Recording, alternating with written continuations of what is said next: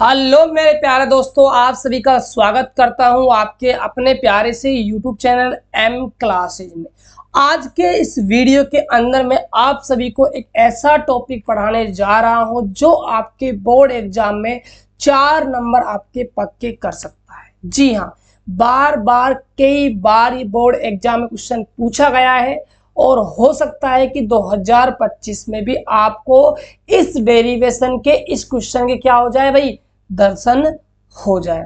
तो दर्शन करने से पहले आपको इस पूरे क्वेश्चन का क्या करना पड़ेगा, पोस्टमार्टम करना होगा। और पोस्टमार्टम कैसे करना है, क्या क्या करना है, सारी चीज इस वीडियो के अंदर मैं आपको समझाने वाला हूं। तो वीडियो को आप शुरू से लेकर अंत तक जरूर देखिएगा। चैनल पहली बार आए हो तो चैनल को सब्सक्राइब भी कर लीजिएगा। साथ के साथ डिस्क्रिप्शन बॉक्स में व्हाट्सएप ग्रुप का लिंक है, ग्रुप को जाकर ज्वाइन कर लीजिए। वहां पर आपको सभी क्लासों का जो अपडेट है वो मिल जाएगा। तो स्टार्ट करते हैं आज का लेक्चर। देखिएगा, आज हम पढ़ेंगे एक समान विद्युत क्षेत्र में विद्युत द्विध्रुव की स्थितिज ऊर्जा। स्थितिज ऊर्जा, आइए इसका मतलब कहीं ना कहीं कार्य की बात कर रहा है। घुमाने में किया गया कार्य, ऑब्लिक का मतलब है ऊर्जा निकालिए या फिर आप घुमाने में किया गया कार्य निकालिए, बात एक ही है, दोनों एक ही डेरिवेशन होने वाली है। देखिए स्टार्ट करते हैं। पहले हम शब्दों को पकड़कर चलते हैं। एक समान विद्युत क्षेत्र कहा है तो सबसे पहले तो आप बना लीजिए एक समान विद्युत क्षेत्र। देखिएगा कैसा होता है, परिमाण समान हो और दिशा क्या हो, समान हो। तो ये आपका क्या है,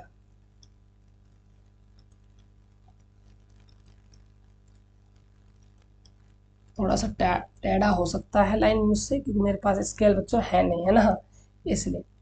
ये आपका एक समान क्या है, विद्युत क्षेत्र है।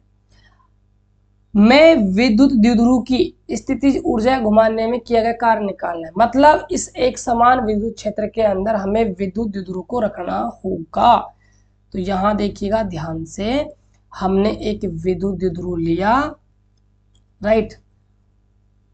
ये हमारा क्या है, एक विद्युत द्विध्रुव है। विद्युत द्विध्रुव की खास बात आप सभी जानते हो कि इसके अंदर एक प्लस का आवेश होता है, एक माइनस का। परिमाण में समान और दिशा में क्या होते हैं, विपरीत होते हैं।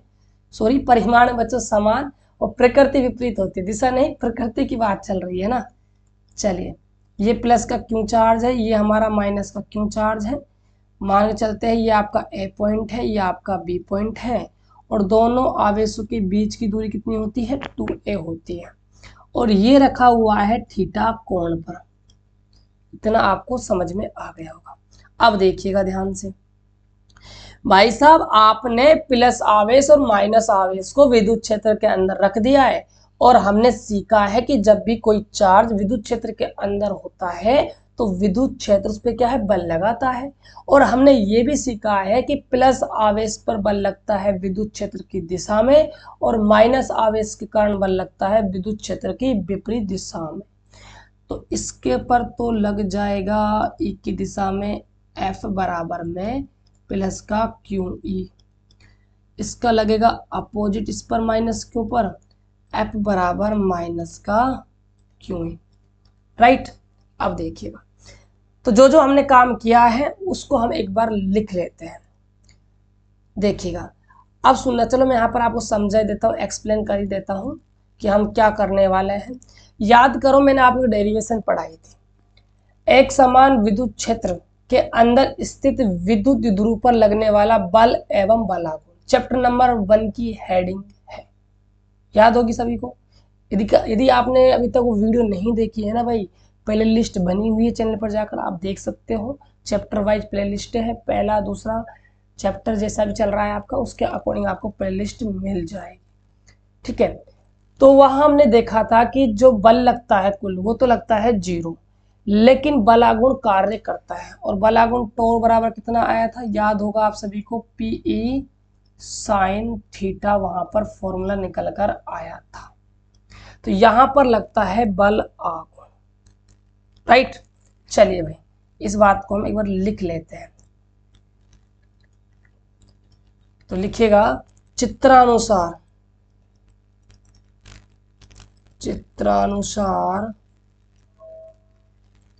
एक विद्युत द्विध्रुव AB को थीटा कोण पर एक समान विद्युत क्षेत्र में रखा गया है। ठीक है, अब देखिएगा, प्लस क्यू आवेश पर लगने वाला बल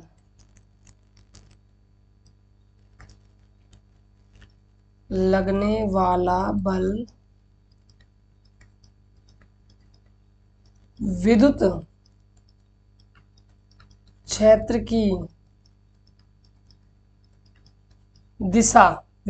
की दिशा में तथा माइनस क्यू आवेश पर लगने वाला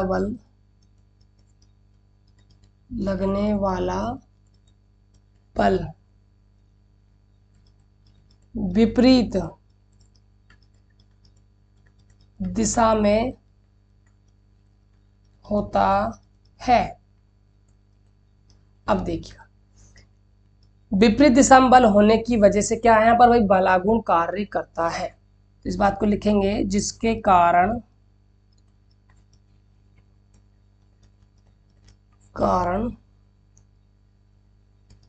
विद्युत द्विध्रुव पर बलागुण कार्य करता है। राइट, आप देखिएगा, तो बलागुण कितना कार्य करेगा भाई, लिखेंगे यहाँ पर बलागुण को प्रेजेंट करते हैं टॉर से, कितना करता है, PE sin थीटा। राइट, अब देखिए, तो ये क्या है, अब आपका जो विद्युत द्विध्रुव है ये क्या है, अब घूमना स्टार्ट करेगा।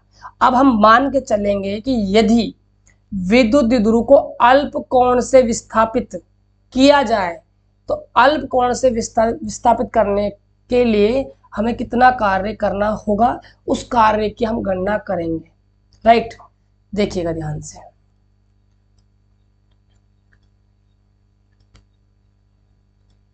यदि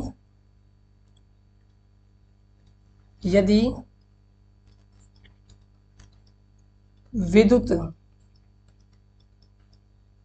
द्विध्रुव को अल्प कोण से विस्थापित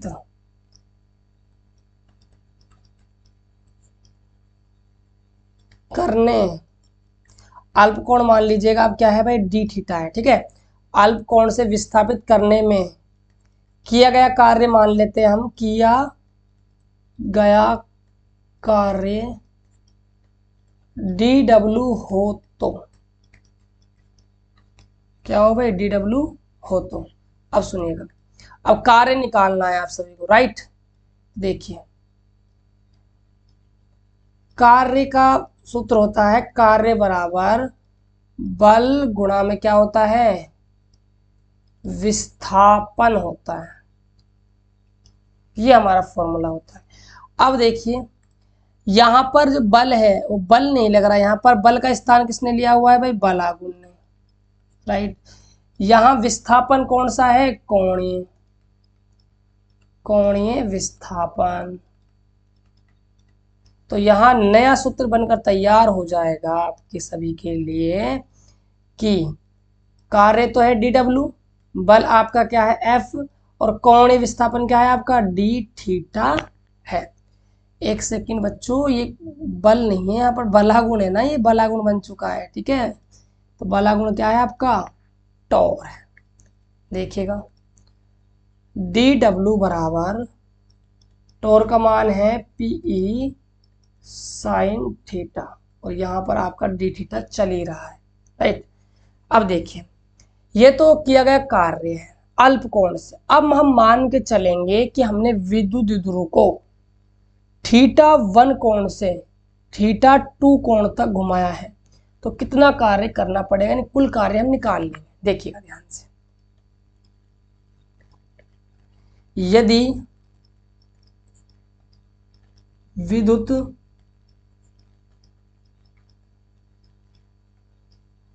द्विध्रुव को θ1 से θ2 कोण